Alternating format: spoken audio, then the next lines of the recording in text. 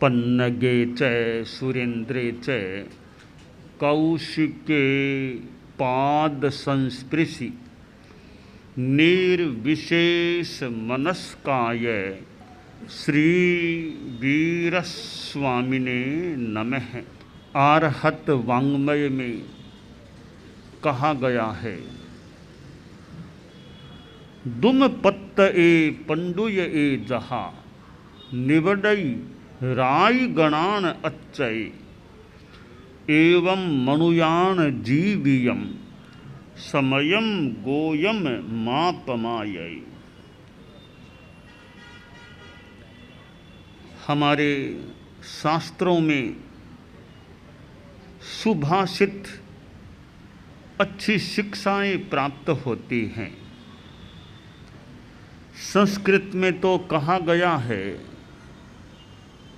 कि धरती पर 3 रत्न हैं, पृथिव्याम 3 रत्नानि जल मन्नम सुभाषितम मूढ़ई पाषाण खंडेषु रत्न संज्ञा विधीयते। इस पृथ्वी पर 3 रत्न हैं, जल वाटर पानी एक रत्न है और अन्न अनाज भी एक रत्न है।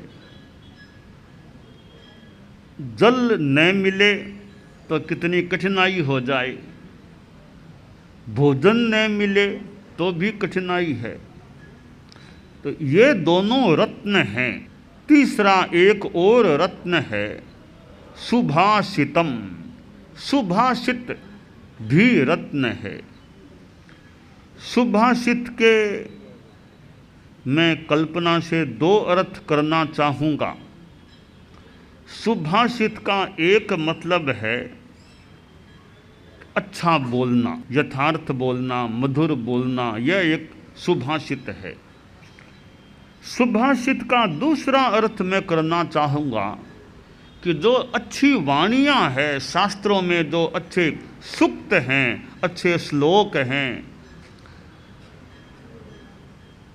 ये अच्छे सूक्त, अच्छे दोहे, अच्छी वाणियाँ, यह भी अपने आप में सुभाषित है। तो सुभाषित हमारा बोलना भी अच्छा हो और शास्त्रों आदि की जो वाणियाँ हैं वे भी रत्न हैं। आदमी और चीज़ों को रत्न कहता है, हालांकि कहना कोई गलत है ऐसा मैं नहीं कहता, पर कवि ने कह दिया कि मूढ़ लोग हैं वे पाषाण पत्थर के टुकड़ों को रत्न कहते हैं। यानी जल का जितना महत्व है, अनाज का जितना महत्व है और सुभाषित का जितना महत्व है, उसके सामने ये संसार के रत्न हैं, ये आभूषणात्मक चीज़ें हैं, ये बहुत ही फीके हैं, बहुत ही बोने पड़ जाते हैं। तो पानी का हमारे जीवन में कितना महत्व है।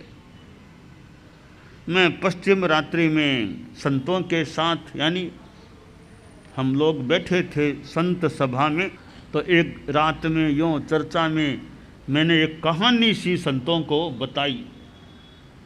पानी के संदर्भ में वो बात है, एक सन्यासी था, सन्यासी के पास एक राजा आ गया। क्योंकि संत हैं, बाबा लोग हैं, त्यागी हैं, उनके पास तो सामान्य आदमी भी आ सकता है, बड़े बड़े नेता, राजा, प्रधानमंत्री, राष्ट्रपति वे भी आ सकते हैं, और हो सकता है देव जातियाँ भी संतों के पास कोई दर्शन करने आ जाए, सेवा करने, दर्शन करने आ जाए। तो राजा सन्यासी के पास आ गया। सन्यासी ने धर्म की बात करना चाहा, इससे पहले ही राजा बोलने लग गया और राजा अपने राज्य का बखान करने लगा। मेरे पास इतने सेनाएं हैं, इतनी हस्ती सेना, इतनी अश्व सेना, इतनी पैदल सेना, इतनी रथ सेना और इतने बड़े बड़े मकान मेरी राजधानी में हैं, इतनी बढ़िया सड़कें, इतनी बढ़िया चीज़ें, वो एक एक बात राजा बता रहा था। 15-20 मिनट राजा ने अपना बखान करने में लगा दिए। बाबा सुनता गया सुनता गया। संत ने सोचा कि राजा को कुछ अहंकार लगता है कि मेरे पास इतना इतना। राजा को प्रतिबोध देना चाहिए कि राज्य का अहंकार न करे, समृद्धि का घमंड नहीं करना चाहिए। तो प्रतिबोध देना तो साधु का एक तरह का, साधु तो उपदेश प्रतिबोध दे सकता है। और साधु इतना निश्चिंत हो, इतना फक्कड़ हो, कोई चिंता नहीं, परवाह नहीं, कहने की बात साधु कह दे। तो साधु बोला, राजन तुमने जो राज्य की इतनी बात मेरे सामने की है उसका कितना मूल्य है, राज्य का मूल्य कितना है। राजा बोला, बाप जी आप देख लो, इतनी संपत्ति है तो अरबों अरबों खरबों खरबों खरबों खरबों कितना मूल्य हो जाएगा मेरे राज्य का। संत बोला कि तुम्हारे सारे राज्य का मूल्य 2 गिलास पानी है, 2 गिलास पानी है। राजा अवाक रह गया, इतना बड़ा साम्राज्य, 2 गिलास पानी इसका मूल्य। पानी तो ऐसे ही गिरता रहता है, झुलता रहता है, कितने कितने कुंड हमारे पास है, 2 गिलास पानी मेरे राज्य का मूल्य बताया है। बोला, बाप जी बात समझ में नहीं आई, इतने बड़े राज्य का मूल्य 2 गिलास पानी। तब संत बोला, आगे सुनो मेरी बात। देखो राजन, कल्पना करो तुम कहीं जा रहे हो, 8वीं का रास्ता है, जंगल का मार्ग, और कोई तुम्हारे साथ में जो सेवक थे वे किसी कारण से बिछुड़ गए, तुम अकेले रह गए। पानी सारा तो सेवकों के पास था, तुम्हारे पास तो कुछ था नहीं, तुम तो खाली हाथ चल रहे थे। तुम अकेले रह गए, सेवक कोई साथ अब है नहीं, आसपास जंगल में कोई बस्ती भी नहीं है, कोई कुआं कुछ नहीं है, गर्मी भयंकर है, तुम्हें प्यास लग गई, भयंकर प्यास। अब 1 घंटा पानी न मिले तो तुम्हारे प्राण चले जाएं, ऐसी स्थिति बन रही है। उस विकट समय में एक कोई आदमी दौड़ता हुआ उधर से तुम्हारे पास से निकला, उसके पास केतली थी, पानी की केतली। तुमने उसको रोका, भैया रुको, पानी है क्या? हाँ साहब पानी तो है, कुछ पानी मुझे पिलाओ। उस आदमी ने 1 गिलास भरकर के ठंडा मीठा पानी तुमको पिला दिया। राजन, ऐसा आदमी जो 1 गिलास पानी उस विकट बेला में पिला दे, उसको तुम उसके बदले में क्या दे सकते हो? बोला, बाबा यूँ मेरे प्राण जाने की तैयारी में हो और मुझे कोई पानी पिला दे तो मैं उसको आधा राज्य दे दूंगा, मेरे प्राण बचा दिए उसने। ठीक है राजन, फिर एक बार तुम जा रहे थे, फिर सेवक लोग बिछुड़ गए, तुम अकेले रह गए, और अचानक तुम्हारे शरीर में कोई व्याधि हुई। व्याधि क्या हुई? मूत्रावरोध, यानी पेशाब उतरना बंद हो गया। हाजत बहुत है, पेशाब निकलता नहीं, तुम तड़फने लगे। अब तुम्हें लगा कि आधा घंटा यह स्थिति रह गई, पेशाब नहीं उतरा तो मैं बचूंगा या नहीं, कहना मुश्किल है। उस वक्त एक कोई आदमी पास में थोड़ी बैग सी थी, वो तुम्हारे पास से निकला। तुमने पूछा, भैया आप कौन हो तुम? उसने कहा, सा मैं आयुर्वेदाचार्य हूँ। आयुर्वेदाचार्य? तो आप तो विद्वान, स्वास्थ्य, मैं तो चिकित्सा करता हूँ। तो भैया मेरे तकलीफ हो रही है, मूत्रावरोध हो गया, तुम कोई उपाय करो, दवाई दो, मेरा पेशाब उतर जाए, बस मुझे शांति मिल जाए। तो वैद्य बोला, अभी इलाज कर दूं, मेरे पास दवाइयाँ मेरे पास में ही है। तो उस वैद्य ने तुमको एक दवाई, 2-3 दवाइयाँ मिलाकर, थोड़ा सी एक नई दवाइयाँ मिलाकर के एक चटनी का सा रूप उसको दे करके तुमको दिया। 10 मिनट में तुम्हारे पेशाब उतरना शुरू हो गया और 1 गिलास जितना पेशाब उतर गया, तुम्हें शांति मिल गई। राजन, उस वैद्य को तुम क्या दोगे उसके बदले में? बोला, महाराज आधा राज्य दे दूंगा, मेरे प्राण बचा दिए। तब सन्यासी बोला, तुम्हारे राज्य का मूल्य कितना हुआ? 2 गिलास पानी। 1 गिलास पानी पिलाने वाला और 1 गिलास पानी उतारने वाला, बस इतना तुम्हारे राज्य का मूल्य है। यानी पानी का कितना महत्व है। आज पानी का भी हम ध्यान दें, कहीं पानी का अपव्यय तो नहीं होता है ना। पानी ऐसे ही गिरता रहे, नल ऐसे ही चलता रहे, पानी ऐसे ही बहा दिया जाए, तो पानी का अपना महत्व है। पानी भी रत्न है, अनाज भी रत्न है, सुभाषित भी रत्न है।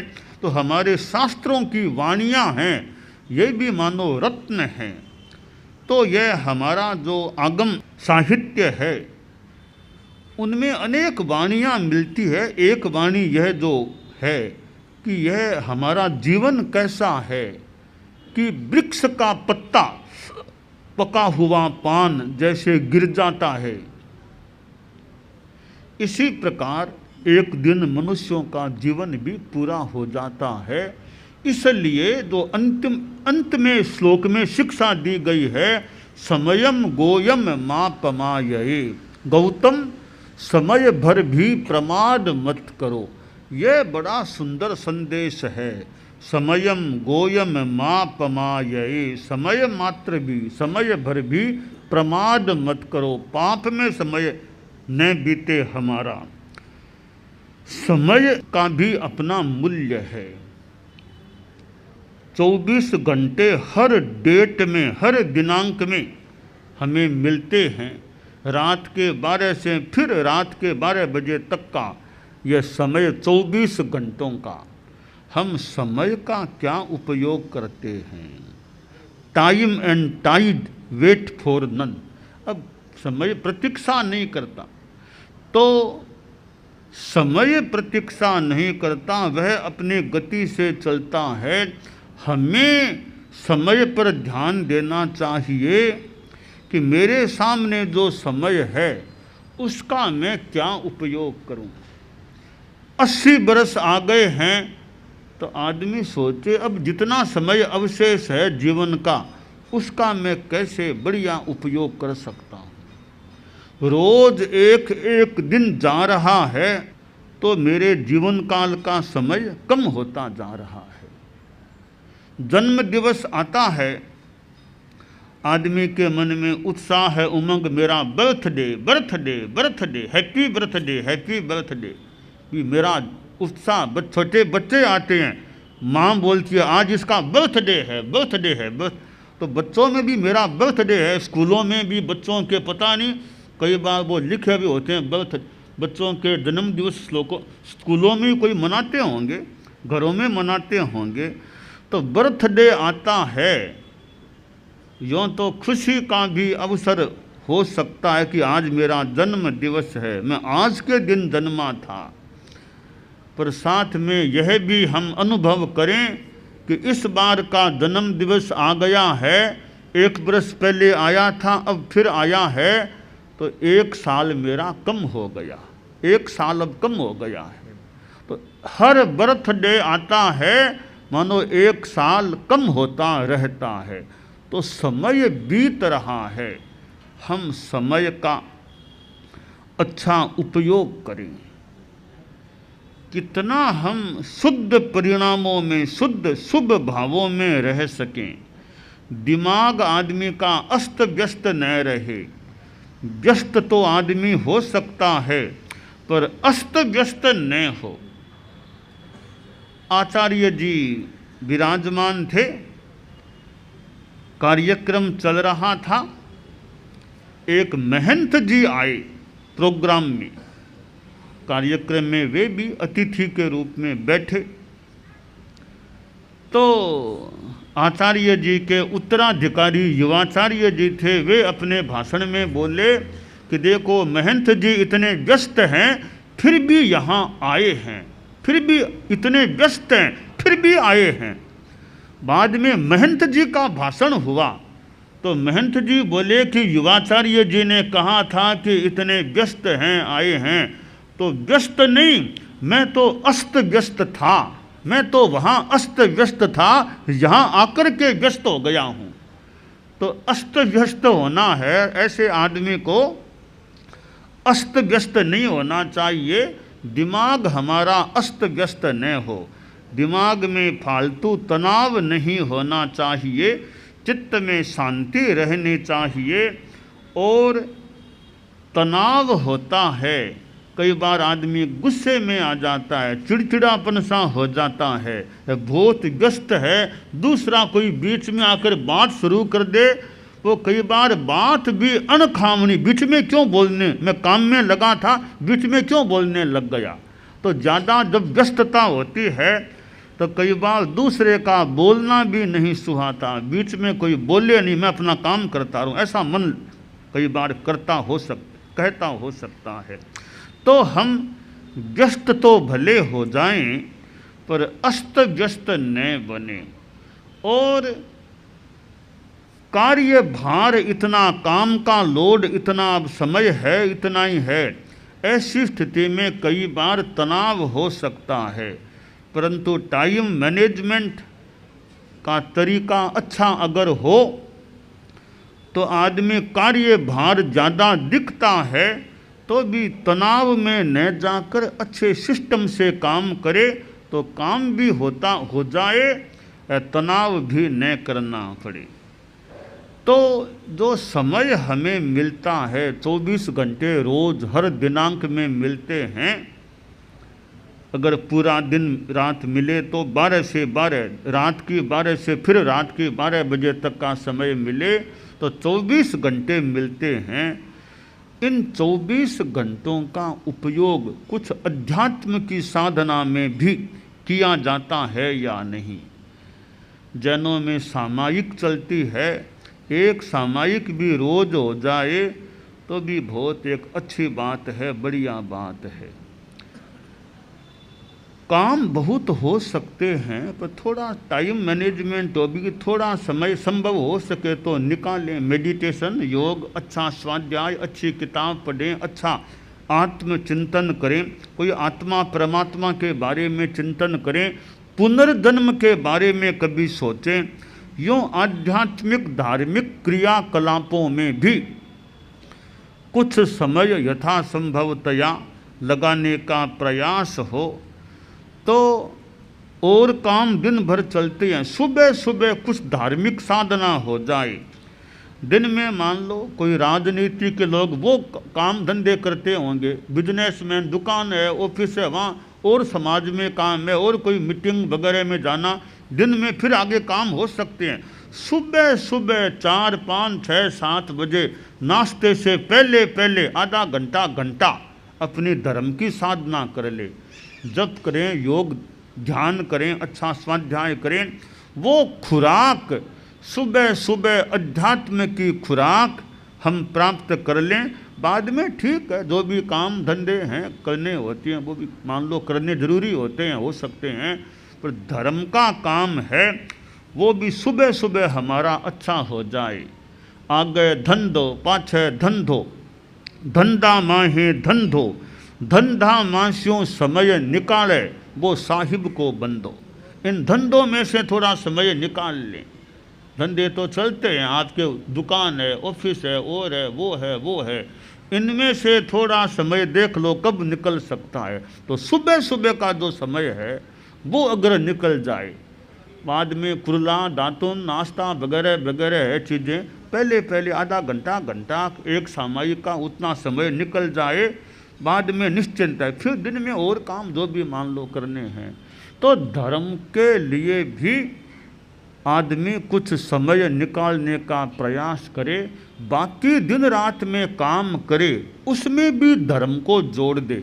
भी कोई बेईमानी न करे, जहाँ तक हो सके झूठी बात किसी को न कहें, झूठा आरोप किसी पर न लगाएं, दूसरे की चीज उठाने की इच्छा ही न करें, दूसरे का हक छीनने का प्रयास न करें, बातचीत करें तो तेजी ज़्यादा, गुस्सा न करें, बात में शांति रखें। तो यूँ दिन भर भी जो भी काम करें उसमें इस रूप में धर्म करें कि बेईमानी नहीं, ज़्यादा गुस्सा नहीं, फालतू किसी पर झूठा आरोप नहीं, एकदम सादगी सज्जनता रखें, ईमानदारी सज्जनता रखें। तो वो धर्मोपासना के रूप में भी धर्म की साधना चले और हमारे व्यवहार में सज्जनता रहे। इस प्रकार हम अपने समय को सार्थक बनाने का प्रयास करें और जो उम्र अच्छी आ जाए, 75 आ गए, 80 आ गए, फिर तो निवृत्ति की ओर आगे बढ़ना चाहिए। 75-80 आ गए, अब राजनीति में हैं, उससे भी निवृत्ति, और भी कार्यों से जितना हो सके अब निवृत्ति, अब धर्म की ओर ज़्यादा, आत्मा की ओर ज़्यादा। जैसे संन्यास आश्रम की बात आती है, 75 के बाद संन्यास आश्रम, ब्रह्मचर्य आश्रम, गृहस्थ आश्रम, वानप्रस्थ आश्रम है, संन्यास आश्रम। तो 75 के बाद 80 आ गए, 75 के बाद का काल है अब ऑफिस, दुकान, घर, राजनीति, पदों पर आना और इनसे जितना निवृत्ति, थोड़ा बहुत काम मान लो करना हो तो कोई बात नहीं, ज़्यादा अपना साधना में संयम। भी अब संस्थाओं के अध्यक्ष बनना, 75-80 आ गए हैं, अब ये अध्यक्ष बनना, वो बनना, ये जिम्मेवारी इनसे फ्री जितना हो जाए, थोड़ा बहुत कोई काम करना हो तो भले धार्मिक आध्यात्मिक काम कर दें, बाकी अपना आत्म साधना में एक प्रकार का थोड़ा भी संन्यास सा जीवन जिए, ज़्यादा स्वाध्याय, संयम, साधना, कोई धार्मिक सेवा करना हो तो भले कर दें, या कोई संस्थाओं में कह भाई परामर्शक बना दिया कोई बात नहीं, संरक्षक बना दिया कोई बात नहीं, छोटा मोटा थोड़ा सुझाव भले दे दें, सक्रिय रूप में रहना पड़े, उन पदों से मुक्ति लेकर के अपनी साधना की तरफ ज़्यादा ध्यान देना चाहिए। तो हमें यह मानव जीवन मिला है, इसका हमें बढ़िया उपयोग करना, धर्म के संदर्भ में भी बढ़िया उपयोग करना चाहिए। दानान सिद्धम अभयपयाणम सच्चे सुयाम अणवज्रम वयंती तवेशु या उत्तम बंभचेरम लोगुत्तमे समणेना।